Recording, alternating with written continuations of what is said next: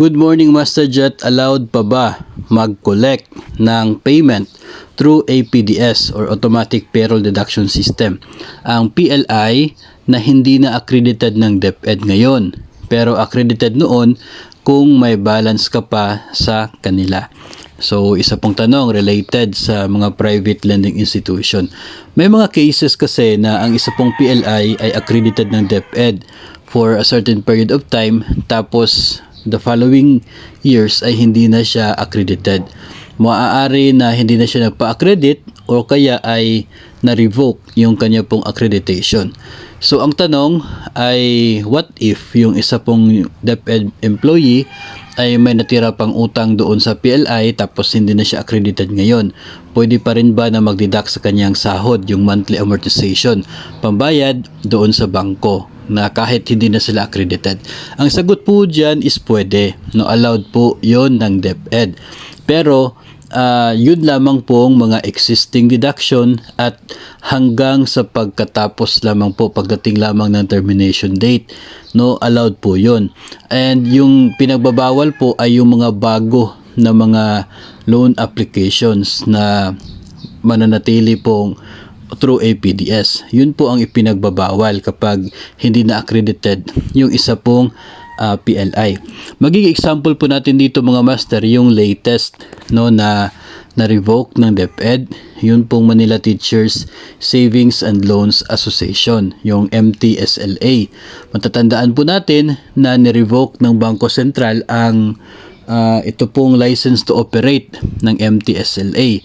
Dahil po diyan ay legally hindi na po sila allowed to operate, kaya yung accreditation din ng DepEd sa kanila ay na-revoke, or accreditation nila sa DepEd ay na-revoke ng Department of Education. So as a result po diyan, hindi na allowed yung MTSLA na mag-offer ng mga bagong loans doon sa mga DepEd personnel.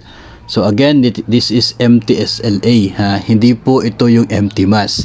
Kasi ayon sa kanila, magkaiba po itong dalawang ito. So si MTSLA, Savings and Loans Association ng Manila Teachers, hindi na sila allowed mag-offer ng loan doon sa mga DepEd personnel na ang payment ay through salary deduction. Pwede silang mag-offer pero hindi po salary deduction. Kaya lamang wala na sila license to operate. So, I don't think na makapag-offer pa sila. Pero ganito, sa DepEd na mga personnel, ang pinagbabawal lamang talaga dito is yung APDS na Automatic Payroll Deduction. Kapag ang isang PLI, let's say, hindi naman na-revoke yung license to operate, under law ay allowed naman sila mag-operate pero hindi na sila accredited ng DepEd, pwede pa rin mag-offer ng mga bagong loans.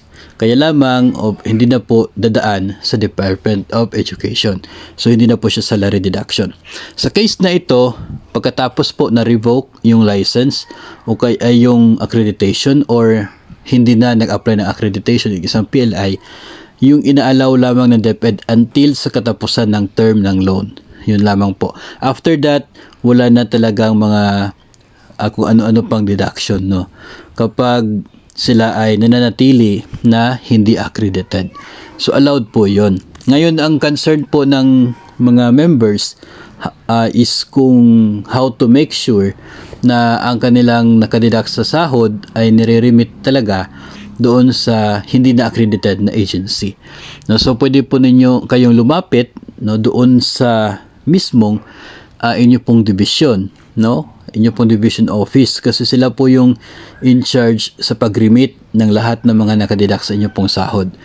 Ngayon, kung kayo po ay nagdadalawang isip na baka hindi na-remit, pwede po kayong humingi sa kanila ng resibo doon sa remittance, kasi that will prove na talagang yung pera na nakadeduct sa inyong sahod ay na-remit ng inyong agency doon sa bangko, So kapag ganyan po, wala naman pong problema, kasi from time to time nababawasan yung utang ninyo until such time na ma-fully paid kapag dumating na yung termination date. Ang problema natin dito kung yung nakadeduct sa inyong sahod ay hindi naman po na-remit doon sa bangko. No, kasi yung tendency niyan ay tataas na tataas yung utang niyo doon sa bangko, tapos yung pera na nakadeduct sa inyo ay nandoon sa inyong agency at binabalik lamang sa Bureau of Treasury pagkatapos ng isang quarter, no? O kaya ay kapag ma-stale na yung remittance or ganyan. So, to be sure na talagang nakakarating sa inyo pong PLI, ay pwede pa kayo makipag-ugnayan sa inyo pong division office, no? At humingi ng anuman pong proof na talagang na-remit nila doon sa PLI yung nakadeduct sa inyong sahod. Kahit nga po still accredited yung isang PLI, may karapatan po yung isang personnel na humingi ng proof na talagang na-remit yung kanya pong nakadeduct sa kanyang sahod. Well, anyway, kung makukontak mo naman yung PLI, pwede mo naman ma-check doon sa kanila, no? Pero if ever hindi po nakukontak yung isang PLI, hindi po ninyo na-locate yung kanya pong opisina, o kaya ay walang contact number, so doon po kayo lumapit sa inyo pong division office to be sure na talagang nare-remit doon sa PLI na yun yung nakadeduct sa inyong sahod.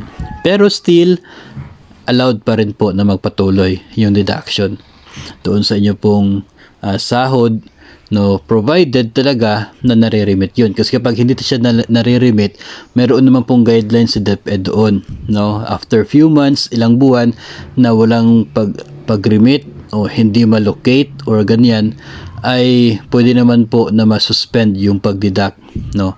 Meron pong guidelines ang DepEd dyan, nakapaloob po sa DO20 series of 2021 na siya pong pwede po nating basahin din para ma-orient po tayo sa prosesong yan. Pero yun nga po, yun yung sagot natin, allowed siya until sa katapusan ng term ng inyong loan, basta masisiguro po ninyo talaga na remitted para wala pong masasayang na pera.